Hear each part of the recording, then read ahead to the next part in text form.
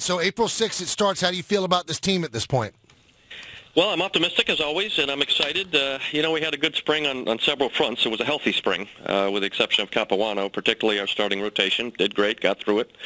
And watching these younger players that we're going to be seeing a lot of in the years to come, they just had a great spring. They really did. It's such a different feel. I mean, 2 straight years of missing the playoffs. So do you look at this as a turning point season that there could be major changes if this team doesn't get into the playoffs this year?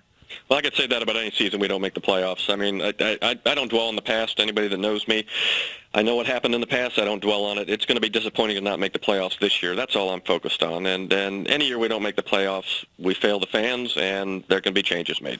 It's interesting how when I look at this team, I've been covering the team as a broadcaster or writer since '87, and all I could think of is I've never seen a greater range of what they could be. I mean, there are so many question marks. They could be a 79-win team. They could be a 92-win team.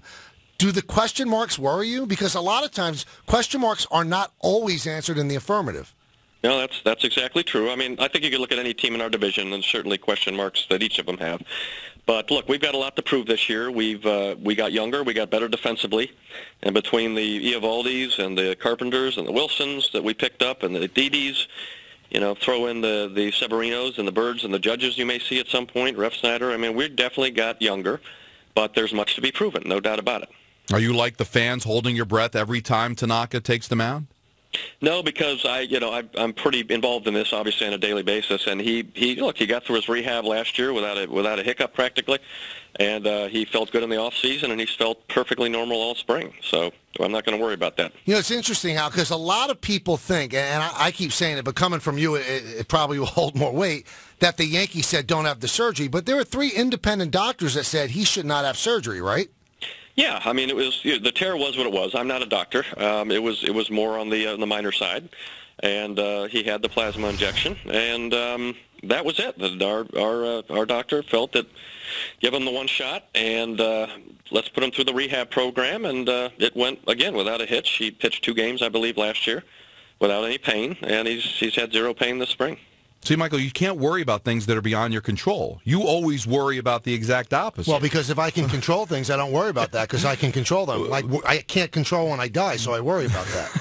This is what I deal with every day. But when you look at all these, like Zach Wheeler with the Mets, they kind of knew something was up with the elbow. Bang, he needs Tommy John surgery. It seems like every day there's an announcement of it. So is it just to the point that, hey, you do everything that you can, but the inevitable is probably going to happen no matter what? Well, I'll tell you, we have, I believe, one of the best bullpens in baseball this year, and we really put together a good one. And I think it's going to be great for our starting rotation because I just can't see them ever having to pitch, hopefully, if everything goes well, more than 6 innings a game.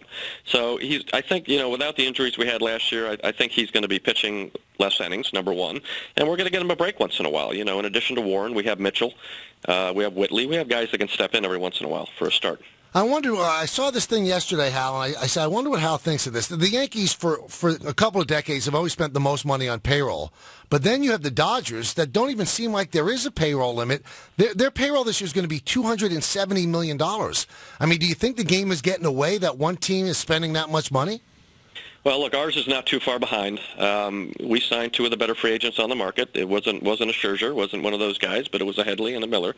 So we've spent our share of money as well, and we'll see if it works out for them. But my deal has always been, Michael, as you know, is balance. I mean, free agents, marquee players, yes, and young players. And that's something we've been lacking the last couple of years. But now you're going to start to see these guys come. We knew they were there 2 years ago, but they were in single A. Well, they're not anymore.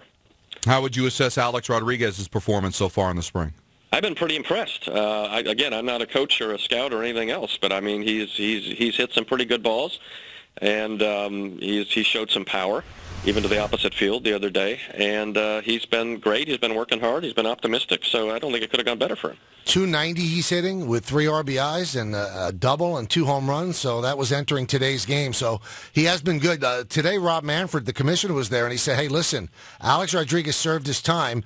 He should be allowed to play baseball now, and nobody should stop that. Do you feel the same way? Hey, he did a year off, the suspension for the PEDs, and now he's just a player on the Yankees? Yeah, look, I met with him, as you know, about a month ago, and that's what I told him. I said, I'm not going to dwell on the past. First of all, it's not my personality, but I'm not going to do it, period. I'm worried about March. I want to get you through spring training healthy so you can contribute to this club, period. Not worried about the future, not worried about the past. And that's the way I feel. There seemed to be some concern when spring training opened of when he would address the media, not wanting it to be a distraction. Were you concerned that everything that had happened leading into spring training would be a distraction to your club? Well, look, I've got to worry about those kind of things, right? I try not to worry too much, but this was certainly a unique situation that we knew we'd find ourselves in. And, of course, there was some concern, but everything so far has gone great. Yesterday, Forbes magazine came out with the story that the Yankees are worth $3.2 billion. And when you were 4 years old, your dad bought this team for $10 million. Could you think that he could have ever imagined that any team would be worth $3.2 billion? Could you have ever imagined it, like even 5 years ago? I don't think anybody could have 5-10 years ago imagined that. And it's not just baseball. A lot of professional sports teams have increased dramatically. But it certainly is a testament in our case to my dad's passion and hard work. I mean, he put everything he had into this organization, and he made it what it is today. Now, you've told us when you've come on with us, you've answered this question before, that you're not selling the team. That's got to be so seductive, Hal. I mean, if they say it's worth 3.2, if you put it up for sale, you'd probably get $5 billion. So how do you fight that urge? Michael, you know me well enough and long enough. What is my lifestyle? I mean, I love my '67 Firebird, but how many can I buy? That's just not. It's not us. It's not us. And no, it's not enticing in any way, shape, or form. This is a family business. Many of us are involved from the family, and we know this is what our dad would want, and he would want to carry on the tradition, and we're not going anywhere. No, I was just surprised because all we do here is, from a sports radio perspective, that baseball's on a bit of a downturn, ratings aren't what they were, and yet franchises have gone up 48% from last year. Will that continue, Hal? Is this just going to continue to go skyrocket, or do you see it plateauing or taking a dive at some point with the worth of these franchises? Well, look, it's anything is worth, right, Don, what somebody's willing to pay, what just one person is willing to pay. So that's an impossible question to answer, unfortunately. But there's no doubt, across the four major sports, I'm sure, certainly baseball, that these values have increased probably more than anyone would have imagined 10 years ago. So I just got an email. I just inherited $6 billion. I am going to offer it to you. You guy. Will you sell me the Yankees for $6 billion? No, is the answer to that. Just because he's a Met fan, that's why you wouldn't sell it, right? The answer is no. Rob Manfred's trying to, I don't know how if the phrase should be get the game younger, but he's trying to speed things up. Do you think the game has to be tweaked a little bit? Well, they've been working on that for the last few years, and they'll continue to do it. And, they know what they're doing, and I think this new system is going to help. So it's there's no doubt certain games have become 3.5 to even 4-hour games, 9-inning games. And I think everybody realizes that that's a bit much, and that's why he's implementing these, and I think they're going to help. We were just talking about the baseball, younger audience, attention span. Do you, as an owner of a team, feel to need to do anything as far as the Yankee owner to try to appeal to a younger audience or do things to try to cultivate the fan base into the future? Well, I think absolutely. I mean, that's my job, number one. But I think all the owners need to worry about that and address that.